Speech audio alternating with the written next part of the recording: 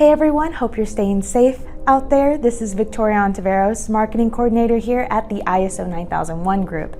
And in this episode of ISO Wake Up Call, I wanted to provide businesses with 4 practical steps and tips they can take to ensure a safer reopening of their workplace.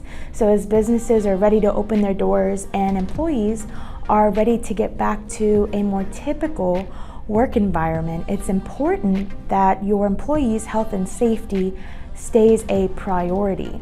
So not only are we dealing with the typical hazards and risk of any workplace, we also have to face new challenges due to the coronavirus or COVID-19. And so when combined with your state or industry precautions, recommended precautions and requirements, these tips can help organizations be better prepared to protect their employees' health and safety in the workplace.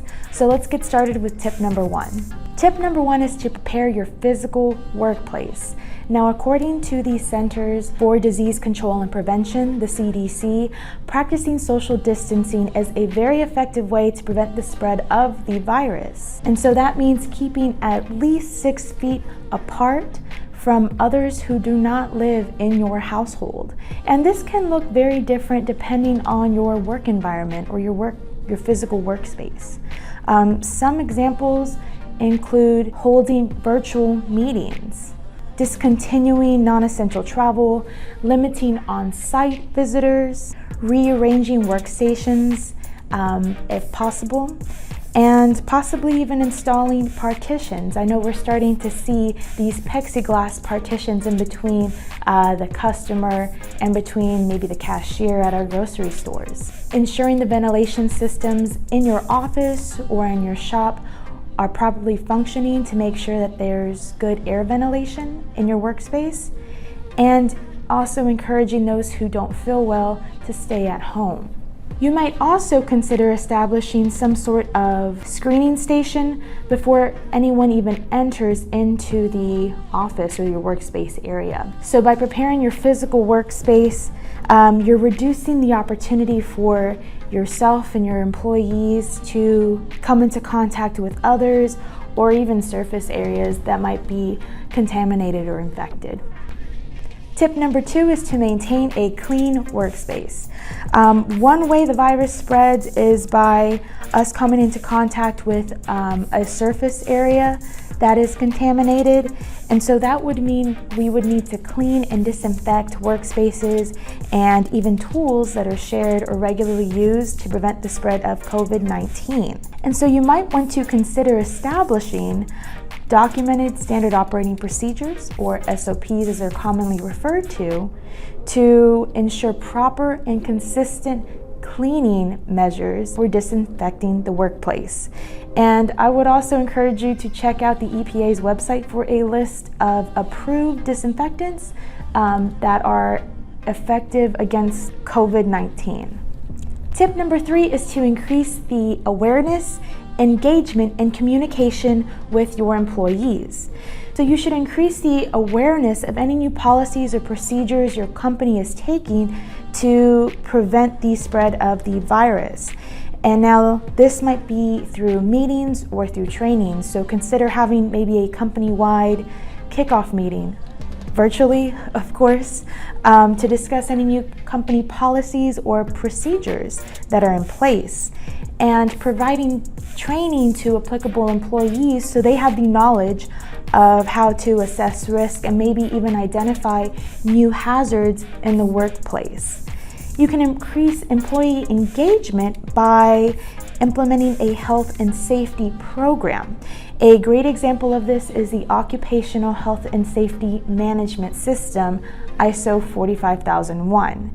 And the reason this is a great strategy for employee engagement is that it recognizes the value of employee and workers' input for the development, the planning, the implementation, and the continual improvement of the health and safety management system. It's also a great long-term solution for improving health and safety in your workplace. It's not just a quick fix or a quick solution for COVID-19, but it's going to help your organization continue to improve health and safety in the workplace.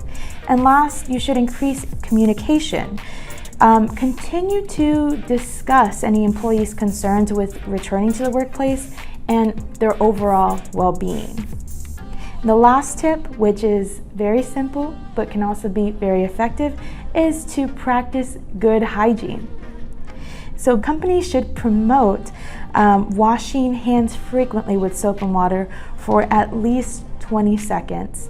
Organizations should provide hand sanitizer that contains at least 60% alcohol. If they're not able to provide stations, hand washing stations, or clean running water and soap, ensure hand sanitizer is made available. You should also avoid coughing or sneezing into your hands, and if you don't do so already, cough and sneeze into the inner elbow. And you should avoid touching your eyes, face, or mouth with unwashed hands.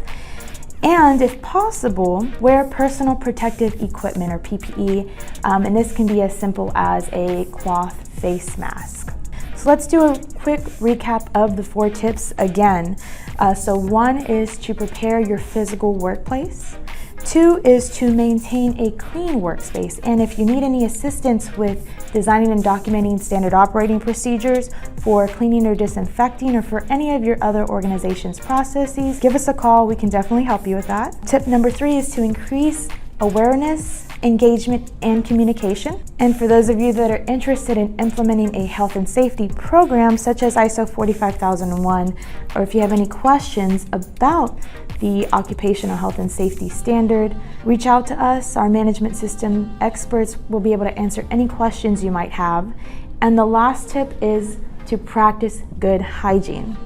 And so I hope you found this video helpful as you're working to safely reopen your workspaces and get back to business. If you did, I ask that you like and share this video. And if you have any other tips for how organizations can safely reopen their businesses for their employees and their customers, leave us a comment down below. We'd love to hear from you. So once again, I'm Victoria Ontiveros with the ISO 9001 Group, helping organizations improve their operations and reduce their risk. Have a great one.